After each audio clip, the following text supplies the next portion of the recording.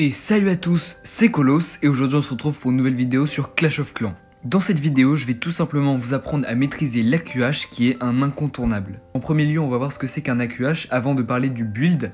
Donc c'est tout ce qu'on a besoin pour pouvoir réaliser un AQH. Et après on va faire une grosse partie théorie avec justement les placements et les prérequis. Et enfin on terminera par quelques exemples en game où je vais tout simplement réaliser des AQH avec vous.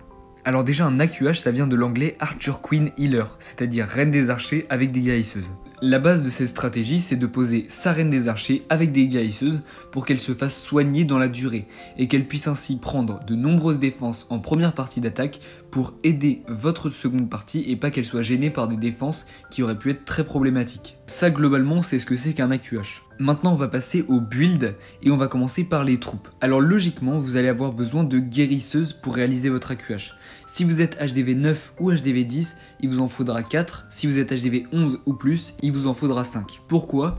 Parce qu'en HDV 9 et 10, il n'y a pas beaucoup de mines noires, donc peu de chances que vos guérisseuses se fassent tuer. Alors qu'à partir de l'HDV 11, il commence à y en avoir beaucoup, donc on en met 5. On n'en met pas plus parce qu'au-delà de 5, les guérisseuses en fait ne servent plus à rien et elles ne soignent plus.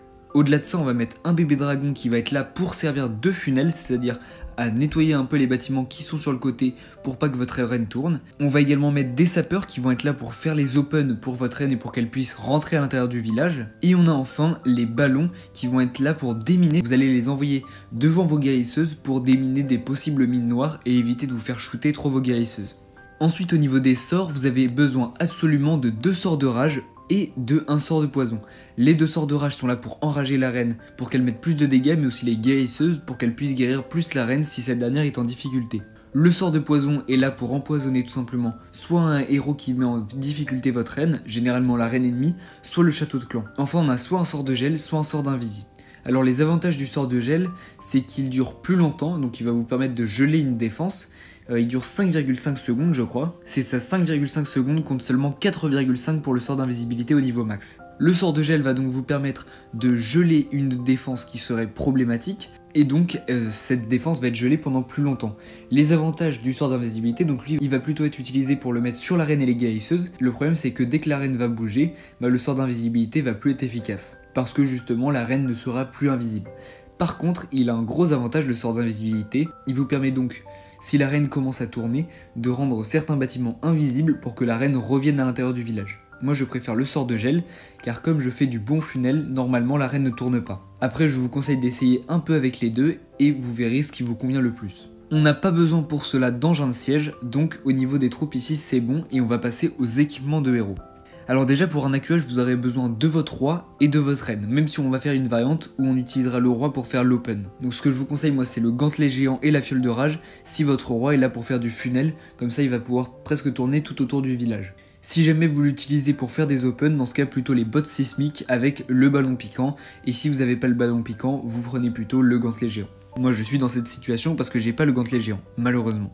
Pour la reine on a 3 équipements qui peuvent servir pour l'AQH. On a le miroir magique, la fiole d'invisibilité et la flèche glacée. On n'utilise pas la poupée d'archère parce que tout simplement c'est un équipement qui est nul, pas la flèche géante parce que c'est un équipement qui est utilisé pour tout simplement tomber certains bâtiments dès le début d'attaque en activant la capacité, et pas pour un AQH, et pas les poupées de guérisseuse parce que même si ça fait spawn des guérisseuses et que ça fait que votre reine devient un AQH, en vérité c'est pas vraiment un AQH de base et donc pour un AQH normal, tout simplement ça sert à rien.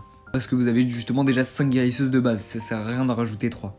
Donc vous avez le choix entre 3 équipements, miroir magique, fiole d'invisibilité et flèche glacée. Moi je vous conseille de toujours avoir la fiole d'invisibilité parce que si votre reine se retrouve dans le mal, lorsqu'elle active sa capacité, le fait qu'elle soit invisible pendant plus de 6 secondes, c'est vraiment très cool et ça lui permet de reprendre ses points de vie, de temporiser un peu et de pas se faire shooter. Après vous choisissez entre miroir magique ou flèche glacée. Flèche glacée ça va pas vous permettre d'aller plus vite dans votre attaque, alors que le miroir magique va vous permettre vraiment au moment d'activer la capacité de mettre un max de dégâts partout. Mais l'avantage de la flèche glacée c'est que votre reine en général va pas prendre beaucoup de dégâts. Voilà, on a terminé pour le build et on va tout simplement passer à l'aspect théorique. Donc la théorie on va la faire en 2 parties. Une première partie simplement où on va expliquer les placements, comment ça se déroule, et une deuxième partie avec les prérequis et qu'est-ce que votre AQH doit viser. Au niveau du timing d'un AQH ça doit prendre maximum 1 minute 30. Le mieux c'est entre 1 minute et 1 minute 30, c'est-à-dire que quand il reste environ 1 minute 45 au timer, vous devez envoyer votre P2, parce que sinon vous allez fail time et que ça faut faire très attention. J'ai vu des gens parfois qui en GDC font des attaques avec des AQH qui durent 1 minute 45 et forcément c'est un fail time parce qu'en 1 minute 15 la deuxième partie n'arrive pas à tomber tout le village. Alors regardez bien le temps que vous faites, essayez de faire des AQH de plus en plus rapides, de plus en plus efficaces, et je pense que vraiment le temps c'est l'un des aspects les plus durs à maîtriser de l'AQH. Alors par exemple on va prendre l'exemple de mon village. Admettons qu'en première partie on veuille prendre l'hôtel de ville. L'objectif de l'AQH ça va être de tomber le quart du village. Je m'explique. Par exemple ici on va essayer de tomber le compartiment de l'hôtel de ville et celui de la TDE. Donc ces deux compartiments là entiers, et donc il restera une sorte de L. L'objectif c'est que votre deuxième partie vous l'envoyez dans votre L pour qu'elle passe tout autour du village et qu'elle défonce petit à petit tous les bâtiments en tournant justement, en contournant le compartiment où il y avait l'hôtel de ville et la TDE. Je donne les exemples de l'hôtel de ville et de la TDE mais ça peut être d'autres compartiments, ça on le verra pour les prérequis. L'objectif c'est de tomber un quart du village, un petit carré qui représente donc 25% du village. La première chose à faire quand vous arrivez avec une compo où il y a un AQH sur un village, c'est de vérifier s'il y a un château de clan. Pour ce faire, vous cliquez simplement sur le château de clan et normalement ici il y aura marqué, par exemple s'il est plein, 45 sur 45. 0 sur 45 c'est à dire qu'il est vide et donc vous n'avez pas à vous soucier du château de clan. Pourquoi? Parce que si vous avez un château de clan ennemi, ben vous allez mettre tout simplement votre sort de poison dessus, car sinon il risque de défoncer votre reine. Si c'est par exemple un château de clan, je sais pas, dragon de l'enfer, ça peut mettre très mal, ou des ballons. Donc à ce moment là, il faudra protéger votre reine avec un sort de poison. Une fois que vous avez vérifié ça, vous allez envoyer votre AQH. Donc par exemple ici, on va l'envoyer par exemple devant le forgeron. Donc vous mettez votre reine et à ce moment-là, vous envoyez directement les troupes de Funel. D'un côté, le bébé dragon qu'on va par exemple envoyer. Alors ici, il faudra faire attention au parc à Tesla parce que sinon il va se faire défoncer. Mais moi, sans le savoir, j'aurais attaqué plutôt de ce côté pour tomber l'usine de sort et l'usine de sort noir. Pourquoi? Parce que c'est des bâtiments qui n'ont pas beaucoup de points de vie. Et que l'objectif c'est de tomber les bâtiments qui pourraient faire tourner votre reine. Donc ici il y a ces deux bâtiments qui peuvent faire tourner votre reine, et en haut ça peut être par exemple à partir de la tour d'Archer et au-delà, ça peut faire tourner votre reine. Donc ici vous allez sûrement poser votre roi au niveau de la mine d'or pour qu'il remonte ici tout simplement. Vous allez le poser sur le corner en haut de la mine d'or, comme ça ici il va remonter. Alors avant de placer les guérisseuses, vous allez attendre que votre reine prenne les premiers dégâts, parce que si elle n'a pas encore pris de dégâts, les guérisseuses vont tout simplement remonter soit sur votre roi, soit sur votre bébé dragon, car eux ils auront déjà pris des dégâts. Vous posez votre reine, vos 5 guérisseuses, et assez rapidement vous envoyez une open super sapeur, donc qui va ouvrir juste sur ce rempart ici, et permettre donc à toutes les troupes de rentrer. Alors il va peut-être pas ouvrir juste ici, mais plutôt ici, parce que ce compartiment est ouvert ici, et que les super sapeurs visent les compartiments fermés. Donc ici il y a ce compartiment là qui est fermé, donc il va sûrement viser ce rempart, ou peut-être autre chose. Mais bon, l'objectif c'est que votre reine puisse rentrer dans le compartiment hôtel de ville. Dès que votre reine s'avance un peu, vous envoyez vos ballons de déminage, l'un après l'autre. Donc là vous attendrez que la défense anti-aérienne soit tombée avant de les envoyer, parce que sinon vos ballons vont servir à pas grand chose et ils risquent pas de déminer de mines noires. Là par exemple vous voyez, il pourrait déminer cette mine chercheuse ici, qui pourrait vous tomber une guérisseuse, ou même celle-ci. Parce que plus vous allez perdre de guérisseuses, plus votre AQH va être mal dans la suite. Là ça va être du détail, mais ça va concerner le placement de votre roi. Alors j'ai créé ici une espèce de petit compartiment qui pourrait être l'aspect d'un village, et admettons que vous envoyez votre reine juste ici en bas, et que votre objectif c'est de faire en sorte que votre roi tombe les 4 bâtiments qui sont ici, et ensuite remonte. Si vous voulez faire ça, il va falloir que vous envoyiez votre roi sur le corner en bas de la tour d'Archer. En fait, qu'est-ce que va faire le roi? Il va aller sur le corner bas de la tour d'Archer, puis ensuite il va aller sur le bâtiment le plus proche, donc l'extracteur d'élixir juste ici, et de là il va aller sur cet extracteur dans le coin qui est juste à droite, et de là il va aller sur le bâtiment le plus proche qui est l'extracteur, et ensuite logiquement il va pas aller sur cette mine d'or mais sur celle-ci et remonter. Il aura commencé à funnel dans le bon sens. En revanche, si vous envoyez votre AQH plus en haut et que vous voulez donc funnel vers le bas, vous allez envoyer votre roi sur le côté droit de cet extracteur. Donc là c'est pareil, il va aller de cet extracteur à cette tour d'archer, de cette tour d'archer à cet extracteur, etc. à cet extracteur, mine d'or et mine d'or. Ça c'est du détail, mais c'est pour les placements de roi, parce que potentiellement votre roi peut commencer à funnel dans le mauvais sens. Ça c'est au niveau des placements des troupes. Maintenant on va voir les placements des sorts. Alors déjà au niveau des sorts de rage. Les sorts de rage, quand vous allez attaquer, vous allez voir, vous allez avoir votre reine qui est devant et vos guérisseuses derrière.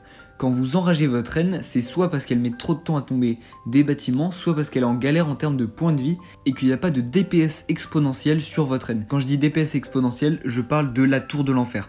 Parce qu'elle, en fait, vous mettez un sort de rage dessus, même si les guérisseuses ont guérir plus, elle va littéralement tuer votre reine. Donc le sort de rage, c'est si jamais par exemple, il y a je sais pas 3 Arc-X qui commencent à focus votre reine et là elle prend plus de dégâts que les guérisseuses ne la soignent. Et ensuite au niveau de vos sorts de rage, essayez de les placer un petit peu en avant. C'est-à-dire qu'il faut que votre reine soit dans le sort de rage, mais aussi que vos guérisseuses y soient, et que quand la reine s'avancera pour taper le prochain bâtiment, elle y sera encore. L'objectif c'est qu'elle soit enragée le plus longtemps possible. Ensuite, au niveau des sorts de gel ou sorts d'invisi, donc pour les sorts de gel, vous voyez qu'il y a un compartiment par exemple où il y a, je sais pas, un Arc-X et une TDE comme ici qui commence à focus votre reine et que ça met beaucoup de dégâts, hop vous gelez ça et pendant 5 secondes votre reine va reprendre ses points de vie. Pour les sorts d'invisi, vous les placez sur votre reine et c'est le même principe que pour les sorts de rage. Votre objectif ça va être de prendre les reines et les guérisseuses et qu'au moment où la reine s'avance, elle y sera encore. Le sort de poison, concrètement, vous le placez un peu devant votre reine pour que ça touche les troupes et que quand elle s'avance, elle continue de prendre et que la reine ait le temps de leur tirer dessus pendant qu'elle s'avance. Enfin, les sorts d'invisi peuvent aussi être utilisés, je l'ai dit, pour rediriger la reine. Admettons que je pose mon bébé dragon ici et que les 2 Tesla camouflés fument mon bébé dragon, ce qui fait qu'il y a encore tous les bâtiments ici. Et là, je vois que ma reine commence à redescendre. Je vais tout simplement poser sort d'invisi sur la Tesla camouflée, ça va rendre ces 4 bâtiments invisibles. Et la reine, au lieu de descendre, elle va remonter et donc ça évitera qu'elle tourne autour du village et qu'elle rentre pas à l'intérieur. Ça c'était au niveau des placements des sorts et maintenant on va voir les capacités. Alors pour votre roi, vous voyez, dès qu'il passe en dessous des 50%, vous essayez d'activer sa capacité parce que si sa capacité s'active quand il passe à 0 point de vie, certes il va repasser à midlife mais il y a moyen qu'il meure avant d'avoir utilisé l'entièreté de sa capacité. Et dans ce cas il n'aura pas été utilisé à 100%. Pour la reine, il y a 2 choix, soit c'est parce qu'elle se prend un DPS exponentiel comme la TDE, et dans ce cas vous avez plus de sorts pour la sauver, et hop elle passe en capacité. Le deuxième cas c'est s'il y a un endroit où vous voulez prendre des bâtiments très vite parce qu'ils ont beaucoup de points de vie, genre par exemple l'hôtel de ville et que vous savez que c'est des gros DPS, vous activez la capacité, pendant un certain temps elle est invisible, elle va pas prendre de dégâts et en plus elle va mettre beaucoup de dégâts. Sur un compartiment tour de l'enfer, voilà, ça peut être quand même très sympa d'activer sa capacité pour tomber la tour de l'enfer rapidement. Ensuite, il y a un truc important à savoir, c'est la portée de la reine. Ici, sur ce compartiment TDE, admettons qu'il n'y a aucune ouverture sur les murs que je suis en train de cliquer. Donc là, il n'y a aucune ouverture, ce compartiment-là est fermé. Comme l'espace entre la rangée de remparts où la reine pourra avoir accès, donc par ici autour, est à 4 cases ou plus, la reine ne pourra pas toucher la tour de l'enfer sans une open. Ce que je veux dire par là, c'est qu'il faut faire attention à la portée de la reine. Sur ce compartiment, s'il était totalement fermé et qu'on avait une mono, donc comme ça, la tour de l'enfer est à au moins 4 cases de la rangée de remparts la plus proche. Ici on en a 1, 2, 3 pour la tour à bombe et celle qui est juste derrière. Et ici devant 5.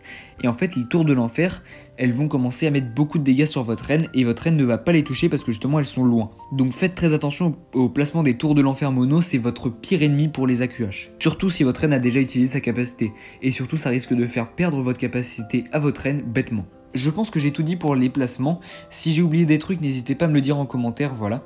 Et on va pouvoir passer aux prérequis. L'un des prérequis les plus importants, c'est le château de clan. Voilà, si le château de clan est plein, le château de clan, votre adversaire est plein, vous allez devoir le tomber absolument. Ensuite, l'un des prérequis les plus importants, c'est de tomber la reine ennemie. Pourquoi? Et surtout dans les compos AQH Mobile.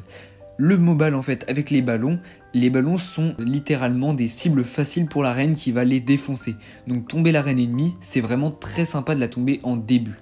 Donc château de clan et reine, c'est 2 choses à essayer de tomber rapidement en début d'attaque. Si jamais vous jouez AQH mobile et que vous pouvez pas prendre les deux, vous priorisez de tomber la reine ennemie. Pour une autre compo, c'est mieux de tomber le château de clan ennemi. Sur des compos par exemple AQH Minog, le Minog, honnêtement la reine c'est pas ça qui va trop le mettre dans le mal. Le problème c'est que les ballons sont assez lents, ils vont rester pas mal de temps à portée de la reine, puisque la portée de la reine voilà c'est ça, et donc ils vont rester longtemps dans la portée de la reine et elle risque de leur faire beaucoup de dégâts. Ensuite dans les prérequis, on va avoir ensuite des grosses défenses, donc on va essayer de prendre soit l'hôtel de ville, soit l'aigle. Si vous êtes en HDV 15 ou plus, la monolithe ça peut être aussi très bien. On peut essayer aussi de tomber des catapultes, des tours de l'enfer, des Arc-X, si vous jouez de la QH Mobile, des défenses anti-aériennes, et honnêtement je pense que c'est tout. Il y a aussi les souffleurs. Ah oui, au niveau des placements, faites attention aux souffleurs parce qu'ils peuvent repousser vos guérisseuses et mettre en mal votre AQH. Voilà, donc globalement, En premier, on a le château de clan ou la reine ennemie, ou les deux si possible. Et ensuite, on a les grosses défenses. En premier, l'hôtel de ville et l'aigle. Et ensuite, les défenses comme les TDE, les catapultes, la monolithe. Et enfin, les arc-X et les défenses anti-aériennes si vous êtes en compo aérienne. Ainsi que les souffleurs, ça peut être très bien de tomber des souffleurs pour pas être gêné. Je pense que sur la théorie, on a tout dit et on va pouvoir passer aux exemples. Je pense que c'est le meilleur moyen pour vous faire comprendre comment ça fonctionne. Donc j'ai formé pas mal de compos AQH et on va pouvoir partir pour le premier AQH. Alors on va essayer toutes les versions. Donc ça oui, j'ai pas parlé des différentes variantes, on va le faire maintenant. Alors la première variante c'est sort de gel, la deuxième qu'on va voir c'est avec un sort d'invisi à la place. Donc voilà, c'est la seule différence entre les deux premières versions qu'on va explorer. La troisième version, je vous en ai parlé, c'est de mettre les bots sismiques sur le roi pour qu'il fasse les open, et dans ce cas on a un bébé dragon en plus, mais pas de sapeur. Et en plus la reine va se faire tanker par le roi, et ça peut être très sympa, mais on fera attention à pas que les guérisseuses aillent sur le roi. On va partir en attaque, c'est parti, et essayer de trouver un village avec un AQH sympa à faire. Bon par exemple pas ça, même si en soi on pourrait aller tomber jusqu'au château de clan, on verra bien. Ok, j'ai trouvé un village très sympa avec château de clan rempli, reine ici, on a des tours multi, un souffleur qui pourra potentiellement nous gêner, 2 open à faire, et on va tout simplement attaquer ça. Alors on va commencer, donc comme je l'ai dit, reine ici, on va mettre bébé dragon ici, et le roi juste ici, donc voilà, et on va envoyer directement l'open sapeur. La reine a commencé à prendre ses premiers dégâts, on lui met ses 5 guérisseuses, je crois que c'est ça qu'il fallait que je lui mette. Ensuite, on a notre bébé dragon qui a tombé les bâtiments. Là, la reine va commencer à s'avancer. Le roi a tombé. On va d'ailleurs activer sa capacité. Il va commencer à nous tomber rapidement les bâtiments. On envoie deuxième open sapeur. Et ici, vous voyez, on commence à prendre cher de la catapulte. On va geler cette catapulte. Hop, ici tout simplement. Et on va ensuite enrager la reine et mettre un sort de poison sur les dragons. On a la capacité de la reine qui s'active, on va la tomber, on a déjà tombé la reine ennemie, et il nous reste encore 2 sorts de rage. On n'a pas envoyé les ballons de déminage, on va le faire maintenant, et là concrètement on a notre reine qui s'avance, elle a tombé le CDC, l'hôtel de ville, et vous voyez on a pris un quart du village. Là on va un peu poursuivre l'attaque, on va dépenser notre deuxième sort de rage, même si honnêtement on n'en a pas besoin. On envoie le deuxième ballon de déminage, vous voyez ici on l'envoie sur les défenses du bord. L'objectif c'est qu'il puisse potentiellement tomber une mine noire. Voilà, là il en a tombé une, voilà, ce ballon là nous aura sauvé une guérisseuse dans la suite, dans la progression de notre AQH. Et là concrètement on va laisser notre AQH taffer un petit peu, on va attendre qu'il aille tomber jusqu'à la défense anti-aérienne. L'objectif ça va être juste de prendre les 50% avec ça pour pas perdre trop de trophées. Faut faire attention aussi au tour multi, là bon, normalement là j'aurais déjà dû envoyer ma P2, là je laisse la reine continuer juste pour prendre le 50%. Et ici on va atteindre le 50%, on quitte, et voilà, on a utilisé, ok, on a utilisé les bonnes troupes, j'ai pas mis trop de troupes, et on va pouvoir partir pour le deuxième exemple, donc c'est avec le sort de gel, enfin le sort d'invisi, pardon, et je pense qu'on a tout. Donc ce premier AQH, vous voyez, il s'est très bien déroulé, on a pris plus d'un quart du village, même un tiers du village. Alors on va voir toutes les défenses qu'on a tombées. Vous voyez, on a tombé tour de l'enfer, on a tombé un arc-X, une défense anti-aérienne, une catapulte, un deuxième arc-X. On a pris le château de clan, la reine. Vous voyez, on a pris vraiment une première partie qui était honnêtement monstrueuse. Votre sort de poison à partir de l'HDV 14, quand vous aurez 3 sorts d'emplacement dans votre château de clan, ce que je vous conseille c'est en château de clan de mettre un rage et un poison, comme ça vous avez déjà des sorts pour votre AQH. Et sinon ce qui peut être sympa c'est d'avoir un deuxième sort de gel ou deuxième sort d'invisi. Là j'en ai mis qu'un pour vous montrer qu'on n'a pas besoin d'autant de sorts que ça, et que honnêtement on peut s'en sortir. On va attaquer ça pour tomber jusqu'à l'aigle artilleur. C'est parti, on envoie ici la reine, le roi juste ici et le grand gardien juste là. Donc là on va attendre un petit peu pour envoyer l'open sapeur, c'est fait, on attend que la reine commence à prendre les premiers dégâts, on envoie ses 5 guérisseuses, on envoie un ballon de déminage, et là on va attendre que ça taffe jusqu'à la reine ennemie. Donc alors par contre on va mettre un sort de rage pour éviter de perdre la capacité, parce que là sinon la reine était un peu dans le mal. On va activer la capacité du coup pour tomber la reine ennemie, et là ça va s'avancer, on va envoyer... Ok, la deuxième open sapeur c'est pas passé comme je voulais, mais bon c'est pas si grave. On va devoir par contre garder maintenant bien nos guérisseuses en vie, parce que là on n'a plus le droit à l'erreur comme on n'a pas la capacité de la reine. Et ici on va tout simplement venir tomber l'aigle artilleur ennemi, et vous voyez on a déjà pris 40% du village juste avec ça. Ensuite on va avoir une reine qui va redescendre, ok non, qui va aller prendre l'hôtel de ville carrément. Alors là ce qu'on va faire c'est la mettre en invisi quand elle s'avancera un petit peu plus. Et là, sort d'invisi, Donc vous voyez, ça prend tout, on l'enrage. Et là, l'objectif, c'est qu'elle prenne donc l'hôtel de ville, ainsi que les 2 tours de l'enfer. Bon, on va pas pousser jusqu'au tour de 2 tours de l'enfer, même si on sait très bien qu'elle les aurait prises. Et on fait surtout attention à ce que vos guérisseuses ne se fassent pas shooter par des défenses anti-aériennes. On peut quitter l'attaque. Donc, on a pris l'arène ennemie. Alors, le château de clan, on l'aurait pris dans tous les cas avec notre sort de poison. On a pris l'aigle, un arc X. On a pris une tour de l'enfer, l'hôtel de ville. Donc, on a pris les 2 grosses défenses. Ça, c'est vraiment exceptionnel. On a pris une tour de l'enfer. On aurait poussé jusqu'à la catapulte erratique. Pour le dernier exemple, ça va être les 2 bébés dragons pour faire les open. Et on va devoir, par contre, au niveau du roi, alors on va devoir le soigner. Malheureusement, ça va nous coûter des gemmes. C'est combien ? Non, vous savez quoi, on n'a qu'une seule vie, on va mettre 22 gemmes, c'est pas grave. On a notre roi, donc on va dans le forgeron et on va donc changer la fiole de rage par tout simplement les bottes sismiques. Donc elles sont niveau 1, mais dans tous les cas, elles sont capables de casser les murs, alors je crois, hein. Oui, dans le moment où elles cassent les murs quoi qu'il arrive. Et on va faire tout simplement notre open avec notre botte sismique. Ok, celui-ci m'a l'air sympa, on a l'air dans l'amélioration, mais en fait j'ai surtout envie de mettre des bottes sismiques ici pour faire des belles open. Ou même en bas juste là, et de faire remonter sur l'hôtel de ville, ça peut se faire, mais honnêtement non, on va l'envoyer ici, on va envoyer roi, reine, et ici on va mettre tout simplement le bébé dragon, et ici également bébé dragon. Donc là on doit pas envoyer de sapeur, sûrement pas, et on va attendre que le roi s'avance un petit peu, alors peut-être pas maintenant, alors normalement avec 8 de portée, si on active ici, alors non peut-être pas maintenant parce que sinon le roi il va pas servir à grand chose, on va devoir quand même l'activer d'ici peu. Alors je pensais que le roi irait pas aussi bas, mais là il va falloir que la reine commence à rentrer à l'intérieur du village. Oula, elle est en train de tourner, ça sent pas bon. Bon, bah, justement, on va voir un exemple où justement on n'arrive pas à faire tout comme on voulait. On active les bottes sismiques, on va envoyer les guérisseuses sur la reine. Et là, vous voyez, notre reine, elle est en train de tourner. Donc ça, c'est plutôt problématique. Dans ce cas-là, on va quand même essayer de la faire rentrer quelque part. On va me poser un super sapeur. On va le mettre juste ici. Ok, non, ça n'ira pas ouvrir un endroit qu'il fallait. En plus, on oublie nos ballons. Là, c'est terrible. Cet AQH est totalement raté. On a la capacité de la reine qui va devoir se déclencher parce qu'on perd la reine. Ok, là, c'était un flop total cet AQH. Mais bon, vous avez compris le principe. L'objectif, c'est que le roi ouvre ici. Donc, sur une grosse capacité. J'aurais dû peut-être funnel un peu plus proche du roi et de la reine. Vous voyez, il faut faire très attention à surtout pas que ça tourne. Là, j'ai mal funnel, j'aurais dû funnel au niveau des réservoirs juste ici, plutôt que plus bas sur l'atelier. On a le 50% et on va pouvoir partir pour le dernier exemple où ce sera tout simplement un AQH totalement normal. On peut partir. Alors là, j'ai bien envie de l'attaquer, lui, tout simplement pour aller prendre jusqu'à l'arène. Donc on n'a pas de château de clan, et on va faire ça, je pense. Alors on va poser l'arène ici, le roi juste là, ainsi que le bébé dragon juste là. On va devoir envoyer Open Sapper et une deuxième, il va s'ouvrir juste au centre, ok, parfait. On va activer la capacité du roi. On n'avait pas changé les équipements, c'est un petit peu dommage. On va devoir envoyer les 5 guérisseuses avec ballon de déminage. Et ici, on va devoir attendre un petit peu pour poser un sort de poison sur la reine ennemie. On va devoir le faire parce que ça va être primordial pour sauver notre reine. Hop, sort de poison. Et ici, vous voyez, la reine est bien ralentie.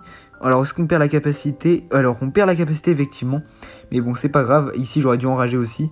Honnêtement, la QH se présente plutôt bien. On va enrager même les clones pour qu'ici ils viennent défoncer tout simplement les bâtiments qui sont ici.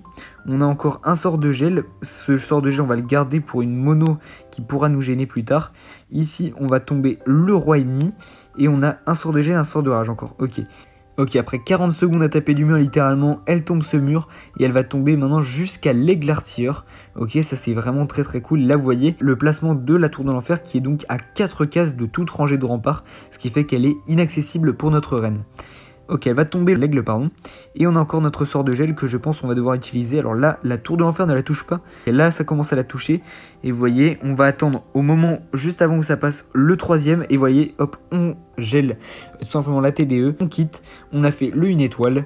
Bon, c'était juste un exemple. Et on a terminé, je pense, nos exemples sur la QH. J'espère donc que la vidéo vous aura plu et qu'avec ça, vous arriverez à maîtriser la QH de la meilleure manière.